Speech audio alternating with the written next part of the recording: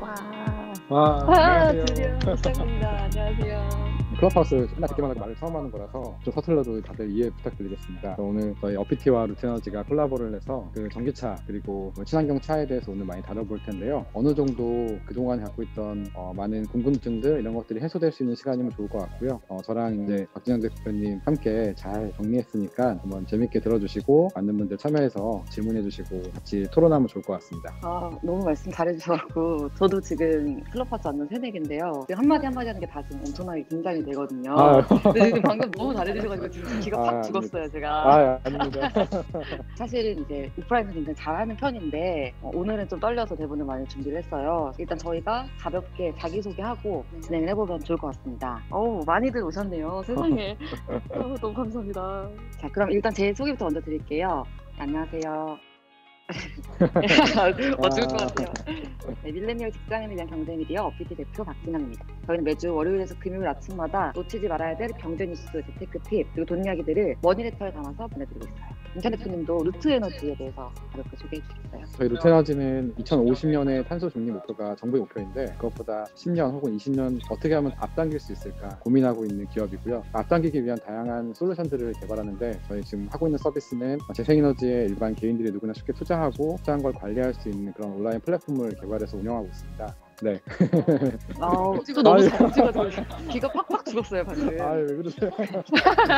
저희가 어피티하고 루트에너지가 계속 머니레터에 연재하고 있는 코너가 있어요. 이름하여 에코 머니 타임. 기름지려고 되게 노력을 많이 했는데 요소를 다 때려박자. 그래서 에코 머니 타임이라는 코너를 연재를 하고 있고 루트에너지의 양배리님이 지금 필진으로 참여를 해주고 계십니다. 네네. 매번 초고를 받을 때마다 저도 굉장히 깜짝깜짝 놀라요. 저희가 ESG, 환경, 전기차 이런 이슈들이 경제 뉴스에 굉장히 많이 등장하긴 하지만 사실 저희는 저희 독자분들을 위해서 중요한 이슈들을 집어서 알려드리는 거지 그 배경에 대해서 근본적으로 깊게 들어가서 얘기하고 그런 기회들은 좀 많이 없었거든요. 일단 하나하나의 뉴스 뒤에 굉장히 큰 패러다임의 변화가 있더라고요. 전기차와 관련된 큰 패러다임에 대해서 가볍게 먼저 소개해드릴게요. 가장 선진국이라고 볼 수 있고 가장 많은 자동차가 판매되는 국가들이 한 4군데 정도 있습니다. 유럽은 국가라고 하기는 그렇지만 좀 전체를 포괄하는 개념으로 해서 영국을 포함한 유럽, 일본, 미국, 중국, 영국에서는 2030년부터는 내연기관차를 아예 판매를 중단하겠다고 했고 미국에서 대표적인 캘리포니아에서도 2035년부터 더 이상 내연기관차를 판매하지 않는 거예요. 내연기관차라고 하면 디젤이나 가솔린 차들 얘기하는 거고요. 그리고 우리가 알고 있는 GM, 폭스바겐 그리고 기존에 가장 많은 내연기관차를 팔고 있었던 현대기아차까지도 전기차로 전환하는 큰 패러다임에 참여를 하고 있습니다.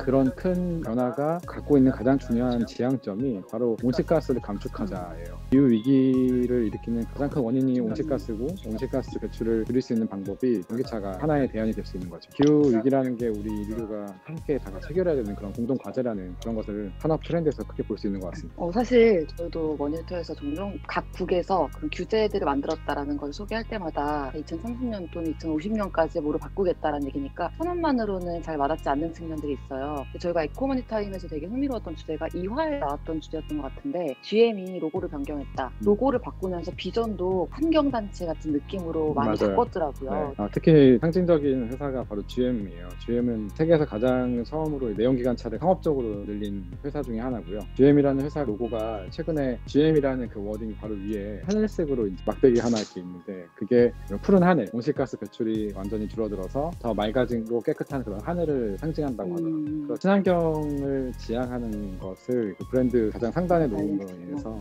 비전을 많은 소비자들에게 알리려고 하는 거 아닌가. GM이 이번에 로고를 바꾼 게 처음 있는 일이죠. 57년 만에. 57년 만이죠. 보통 한 7년에서 10년마다 브랜드를 다시 정립하고 하는 기업들이 많은데 GM은 오랫동안 그거 안 바꿨었거든요. 근데 아마 이제 더 이상 늦춰지면 안 되겠다 생각한 게 아마 뭐 테슬라 덕분인 것 같기도 하고. 그럴 수 있겠네요. 그래서 저희가 사실 전기차 하면 바로 떠올리는 곳이 테슬라고 환경 이슈 또는 기후 위기라는 이슈에 아직까지는 큰 관심이 없었던 분들도 작년 하락장에 테슬라가 주가가 700% 이상이 뛰었다고 하더라고요. 그런 현상을 보면서 이때 살 걸 걸걸걸만 한다. 그런 얘기가 있었는데 테슬라의 전기차 말고 다른 기업들의 전기차에는 아직은 좀 생소한 느낌이 좀 있어요. 최근에 우리나라에서도 그 아이오닉 5라고 해서 현대차에서 나왔던 신차도 있는데 테슬라는 좀 멀리 있는 것 같은 느낌이고 아이오닉 5가 새롭게 등장하면서 전기차가 우리에게 성큼 가까이 다가온 계기가 된 것 같아요. 아이오닉 5 뉴스를 오늘 봤는데 지금 굉장히 잘 팔리고 있다 예상보다. 제 친구도 한 대 벌써 출고해가지고 벌써 갖고 다니는데 예상했던 것보다 훨씬 더 잘 나왔다라고 되게 편리하다. 벌써 유튜브에는 많은 후기들이 있더라고요. 뭐 갖고 싶다는 생각이 듭니다. 돈만 있으면. 아이오닉 5 광고 봤습니다. 장난이고요. 아이오닉 5가 순수 전기차라고 하더라고요. 맞습니다. 그 어떤 종류의 전기차들이 있는지도 설명을 해주시면. 보통 전기차 하면은 순수 전기차, 그러니까 완전히 배터리 100% 이용한 전기차가 있고요. 플러그인 하이브리드라고 해서 사실 이거는 전기차와 내연기관이 같이 연결되어 있는 거예요. 하지만 전기차 충전기를 꼽아서 실제로 배터리에 충전을 할 수 있다는 게 차이고, 전기차는 아니지만 또 친환경차에 해당하는 하이브리드 차가 있잖아요. 그거는 완전 내연기관 차인데 거기 약간의 작은 배터리가 있고, 자동차를 이제 저희가 탈 때 먼저 그게 소비되고 그 다음에 이제 화석연료로 상대적으로 친환경적인 차인 거죠. 전기차라고 정의하는 건 사실 플러그인 하이브리드나 하이브리드는 포함되기 어렵고, 그냥 순수 전기차, 테슬라 같은 이런 전기차만 포함되는 거로. 현대차가 작년 말에 개발한 디젤 엔진은 마지막으로 그동안 계속해왔던 디젤 엔진 개발을 접기로 했다고 했었어요. GM은 또 여기서 한 발 더 나아가 가솔린 차량도 생산 중단을 하겠다라고 했는데, 이게 어떤 의미를 갖는지. 현대에서 디젤차를 이제 개발을 중단하겠다고 한 겁니다. 그러니까 개발을 중단하겠다는 거는 엔진에 대한 개발을 중단하겠다는 거고, 생산을 중단한다는 건 개념은 아닙니다. 디젤차를 계속 팔긴 하겠다는 거거든요. 그 부분을 정확하게 알고 있으면 좋을 것 같고요. 가솔린 차에 들어가는 엔진을 계속해서 개발하겠다. 그리고 신차를 계속해서 만들어내겠다라는 것도 현대차가 갖고 있는 계획입니다. 제가 새로 만든 용어가 하나 있어요. 그 EV 페리티라고 해서 전기차의 가격이 내연기관 차보다 더 싸지는 시점. 그 시점이 많은 전문가들이 2023년 정도 되면 그 변곡점을 지난다고 하더라고요. 그래서 2023년 정도 되면 사실 현대차도 더 이상 그 내연기관 차를 판매하는 것 자체가 경쟁력이 없기 때문에 자연스럽게 생산을 중단하고 판매도 중단하지 않을까. 저희 가게 독자분들이 사회초년생 직장인 분들인데, 이분들이 차에 대한 관심이 굉장히 커질 때잖아요. 그렇죠. 이분들이 일단 내 첫 차로서 아무리 기후위기에 대한 문제의식이 있다고 해도 첫 차를 전기차로 선택하기는 조금 쉽지 않을 것 같다는 생각이 들거든요. 그 대표적인 그 이유가 충전하기 불편하다, 한참 기다려야 된다, 그런 것들 때문에 사실 좀 망설이는 경우가 많은 것 같아요. 제가 어떻게 권고를 딱 드린다기보다는 그 2023년 기준으로 해서 전기차가 실제로 보조금을 받지 않아도 더 저렴해지는 시기가 오면은 그때는 충전 인프라도 더 발달되어 있을 거고, 저희가 권고를 하지 않더라도 많은 젊은 분들이 전기차를 선호할 겁니다. 하지만 지금이 되게 애매한 시기거든요. 그렇죠. 그래서 만약에 제 여동생이 만약에 저한테 물어본다고 하면은 한 3년만 리스하고 이게 진짜 솔직한 답변이죠, 그렇죠? 나중에 더 그 좋은 친환경 차를 사는 게 어떻겠니? 라고 하지 않았을까 싶어요. 제가 듣기로는 내연기관 차는 앞으로 몰면 몰수록 손해다. 왜냐면 그걸 네. 몰 수 있는 도로 자체가 앞으로 줄어든다. 맞습니다. 탄소세라고 해서 자동차 탄소 배출량이 많을수록 거기에 따른 세금도 부과되는 게 더 많아질 거고요. 그리고 만약에 한 10년 이상 된 어떤 디젤 차량이 다녔을 때는 더 이상 운전할 수 없는 그런 구역들이 서울 시내에도 많아지고 있거든요. 내연기관 차를 타고 다닐 때 길거리에 이제 그냥 돈을 버리는 일들이 너무 많아지겠죠. 돈이 정말 많고, 미래 세대에 대해 별로 관심이 없으시다면 그냥 가셔도 괜찮다. 몇 번에 맞는지 모르겠네요. 전기차 시장이 갑자기 이렇게 급부상한 이유에 대해서도 얘기를 해주시면 좋을 것 같아요. 아무리 기후위기가 심각해졌다고 하더라도 이익 활동을 하는 게 기업의 목표인데, GM 같은 경우에는 57년 동안 잘해왔던 본업의 방향성을 전면적으로 바꾸는 게 현실적으로 힘들 텐데, 변화를 준 이유가 어떤 건가요? 지금 전 세계적으로 온실가스를 감축해야 된다는 것에 따라서 친환경적일수록 더 많은 경제적인 인센티브 당근을 주고, 환경 오염하는 산업이나 제품들은 피해를 볼 수밖에 없는 채찍을 주는, 작년에 저희가 장마가 한 60일 정도 있었는데 사실 인간이 어떻게 할 수 없는 것들인데, 60일이 이제 90일이 되고 100일이 되고 이렇게 되는 것을 막으려면, 최소한으로 좀 늦추려면 자동차 영역에서는 내연기관에서 전기차를 전환, 이게 가장 큰 흐름이라고 보고 있습니다. 기업이 이 방향에 따르지 않으면 구체적으로 어떤 규제를 받게 되는 건가요? 유럽에서는 더 강력한 규제가 이미 먼저 만들어지고 있어요. 그러면 유럽에서 만들어진 것들이 이제 미국이나 글로벌 스탠다드로 점점 넓어지면서 우리나라나 중국 같은 경우도 다 영향을 미치게 되는데, 일정 탄소 배출량을 넘어서게 되면은 많은 세금이나 아니면 벌칙금들이 주어지게 돼서 생산자부터 해서 이용하는 분들까지 실제로 그런 요금 폭탄, 세금 폭탄, 벌칙금 이런 것들이 무진장하게 떨어지게 되는 거죠. 생산자도 생산을 더 이상 못하게 만들고, 소비자들도 소비를 했을 때 더 손해를 볼 수밖에 없는 구조를 만들어서 완전히 퇴출하려는 게 정말 작정하고 정부의 적폐를 청산하는 것처럼. 정리하면 기후위기는 이미 심각한 수준이고, 탄소 자체가 주범이니까 탄소 배출량을 줄여야 기후위기 속도를 줄이면서 지속 가능하게 발전할 수 있다. 네네. 이걸 위해서 지금 기업이 움직이는 게 뉴스로는 보이지만 사실은 그 뒤에서 각 정부들이 지원 또는 규제를 통해서 움직이기 시작했다라는 거죠. 네, 맞습니다. 온실가스를 감축하기 위해 내연기관차와의 전쟁을 하고 있고, 실제로 더 나아가서는 석탄 발전과의 전쟁도 동시에 하고 있어요. 그리고 석유를 시추하거나 천연가스를 시추하는 이런 과정들도 다 이제 규제를 하고 있는 거고요. 바이든 행정부에서 대통령 행정명령으로 굉장히 강력하게 드라이브를 걸고 있거든요. 그런 것들을 봤을 때 조금 더 깨끗하고 안전한 세상으로 바뀔 거라는 기대감을 갖게 하는 타임인 것 같습니다. 네, 태환님 생각에는 두 개십니다. 하이브리드 자동차를 친환경적으로 봐야 할까요? 사실 제가 그 도요타의 프리우스를 몰고 있거든요. 오늘 되게 많은 것들 제가 알고 가네요.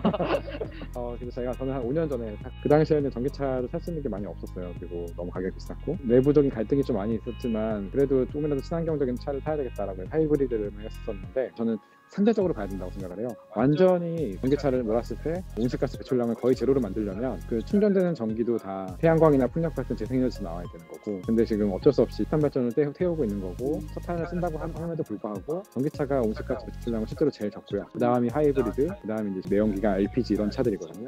결국엔 하이브리드도 중간 지점 정도에 있지만 기존에 있는 가솔린, 디젤보다는 훨씬 더 친환경적이다. 신재생 에너지들 이게 우리나라 환경에서 좀 가능할까라는 생각도 얼핏 들었어요. 각 지역, 각 나라별로 수익이 다를 텐데 혹시 에너지 수급에 좀 어려움이 있진 않을까. 그러니까 오늘 그 친환경 차와 에너지가 같이 결합되는 부분이 되게 중요한 게, 전기차가 정말로 친환경 차가 되려면은 충전되는 전기가 모두 태양광 풍력으로 돼야 된다. 태양광 풍력으로만 만약에 공급을 했을 때 과연 내가 원할 때 전기를 항상 쓸 수 있느냐. 그리고 이번에 텍사스에서도 정전 사건이 터졌는데 그때도 전기요금 폭탄이 나왔던 것처럼 그 수급에 대한 문제는 너무나 중요한 거고, 에너지 안보라는 게 그 부분이거든요. 항상 우리나라는 다른 어떤 것보다 한전에서 에너지 안보가 제일 중요한 미션이고, 그 다음에 이제 뭐 친환경이라든가 이런 것들인데요. 전기를 안전하게 공급하는 것은 우리나라가 거의 1등이에요. 전 세계적으로 언제 어디서나 전기를 쓸 수 있는 그런 나라가 우리나라처럼 잘 되는 데가 없고, 미국은 정전이 굉장히 많이 벌어지는 나라고, 유럽도 그렇고. 문제는 원자력이나 석탄 그리고 가스 발전을 쓰기 때문에